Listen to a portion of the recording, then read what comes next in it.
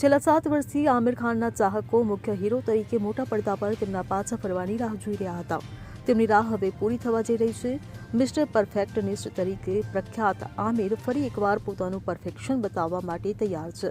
તેમની આગામી ફિલ્મ સિતારે જમીન પરની રિલીઝ તારીખ જાહેર થઈ ગઈ છે અને આ અટકળો પર આધારિત નથી, પરંતુ સંપૂર્ણપણે પુષ્ટિ થયેલ છે, કારણ કે 60 વર્ષના આમિરે પોતે તેની જાહેરાત કરી છે. તેમણે તાજેતરના એક ઇન્ટરવ્યૂ દરમિયાન ફિલ્મની રિલીઝ તારીખ અંગેના સસ્પેન્સને દૂર કર્યું છે. એવું જાણવા મળ્યું છે કે ફિલ્મના ટ્રેલરને સેન્સર બોર્ડ દ્વારા મંજૂરી આપવામાં આવી છે. સેન્સર બોર્ડની યાદી અનુસાર સિતારે જમીન પરના ટ્રેલરને UE13+ રેટિંગ મળ્યું છે.